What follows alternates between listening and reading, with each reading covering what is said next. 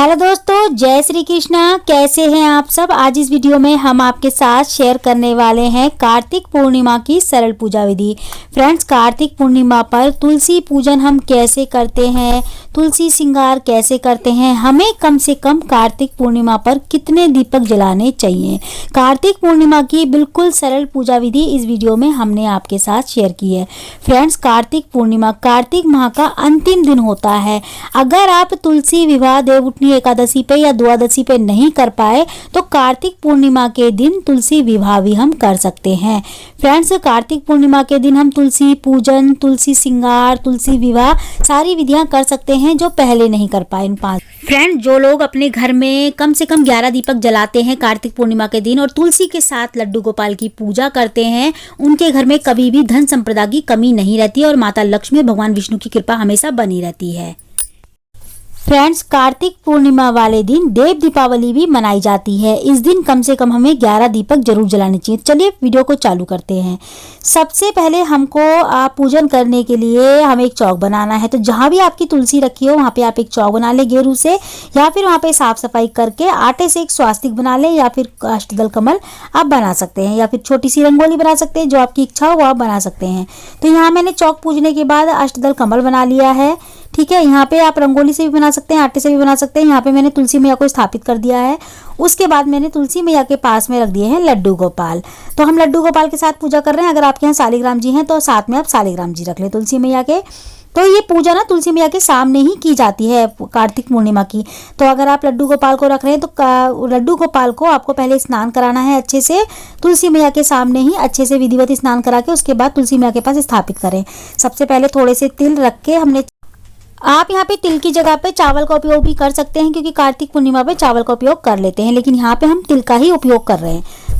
तो दीपक जलाने के बाद सबसे पहले हमें भगवान गणेश का ध्यान करना है। भगवान गणेश का ध्यान करने के बाद ही हमें पूजन करना है, क्योंकि यहाँ पे हमने गणेश भगवान की स्थापना नहीं की है।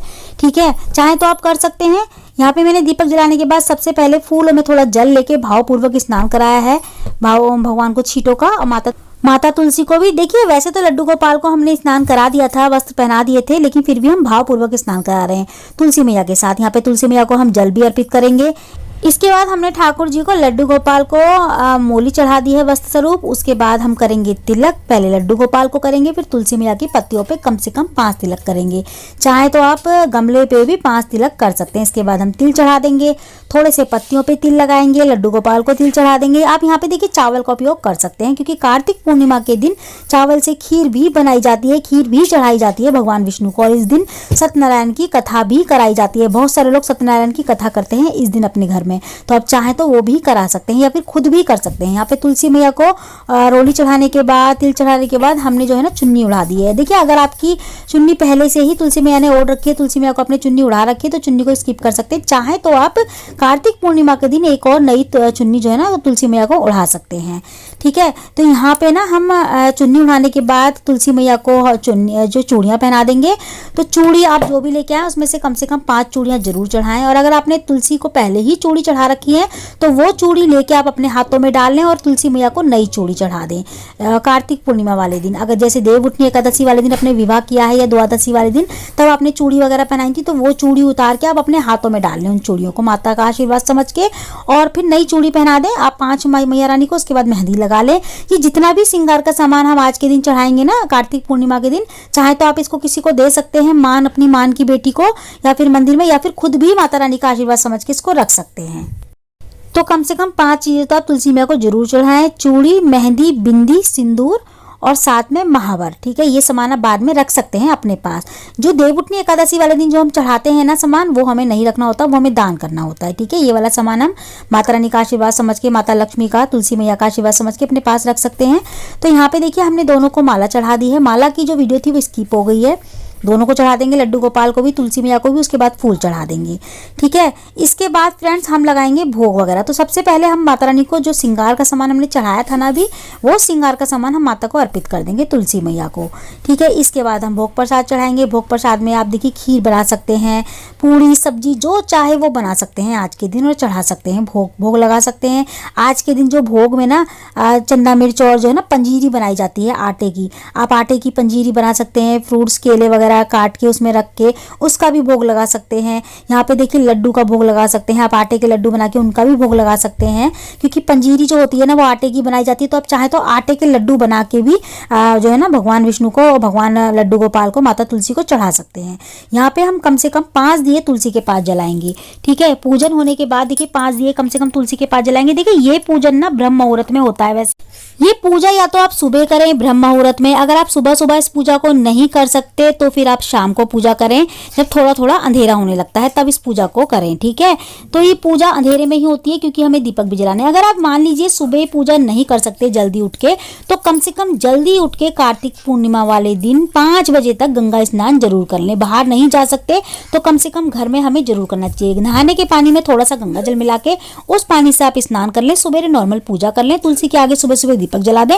उसके बाद ऐसी पूजा जैसे मैं दिखा रही हूँ आपको विधि, ये पूजा आप शाम को कर सकते हैं, या फिर सुबह जो है ना दोपहर 11 बजे से पहले पहले भी इस पूजा को कर सकते हैं सुबह, लेकिन 11 बजे से पहले पहले ही पूजा सुबह करनी है। उसके बाद फिर शाम को ही करनी पड़ेगी आपको।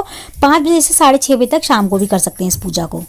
देखिए सुबह 8 बजे से लेके 11 बजे तक बहुत अच्छा समय है तुलसी पूजन के लिए, कार्तिक पूर्णिमा की पूजा के लिए, और शाम को 5 बजे से लेके 6:30 बजे तक बहुत अच्छा मुहूर्त है पूजा के लिए। तो आप इन दोनों समय में पूजा कर सकते हैं। अगर ब्रह्म मुहूर्त में पूजा नहीं कर पा रहे 5:30 बजे तो ठीक है, तो आप इन दोनों मुहूर्त में कर सकते हैं, सुबह 11 बजे तक और जो है ना शाम को 5:30 बजे से 6:30 तक। तो इन दोनों बीच में आप पूजा कर सकते हैं कार्तिक पूर्णिमा की। तुलसी के सामने ही पूजा करनी है। ठीक है, इसके बाद हमें दीपक जलाने के बाद थोड़े से हाथ में ना जो है ना तिल लेने हैं, या फिर चावल भी ले सकते हैं। यहाँ पे हमें पूर्णिमा की कथा सुननी है, या सत्यनारायण की कथा भी जो है ना बोल सकते हैं आप खुद से। ठीक है, नहीं तो आप कथा भी करवा सकते हैं इस दिन अपने घर में। ठीक है, कथा सुनने के बाद हमें तिलों को जल में ही छोड़ देना है। और अगर आप सुबह पूजा कर रहे हैं तो इस जल को सूरज को रख दे देंगे, शाम को पूजा कर रहे हैं तो चांद को रख दे देंगे। इसके बाद इन्हीं में से दीपक उठा के हम आरती कर लेंगे। सबसे पहले हमको गणेश जी की आरती करनी है, फिर भगवान विष्णु की, लड्डू गोपाल की और तुलसी मैया की आरती करने के बाद हमारी पूजा हो जाती है संपन्न। इसके बाद तुलसी के पास कम से कम 5 दीपक तो हमें लगाने ही हैं। इसके बाद हमें घर में भी लगाने। तो देखिए एक दीपक हमें मंदिर में लगाना है, मंदिर में तो जो डेली लगता है वो तो लगाना ही है। उसके बाद हमें केले के पेड़ के पास, बरगद के पेड़ के पास, पीपल के पेड़ के पास, जो भी पेड़ आपके पास हो पीपल का या बरगद का, उसके पास आप जो है ना एक दीपक जरूर लगा कर आए। 2 दीपक अपने घर के मुख्य द्वार पे लगाएं।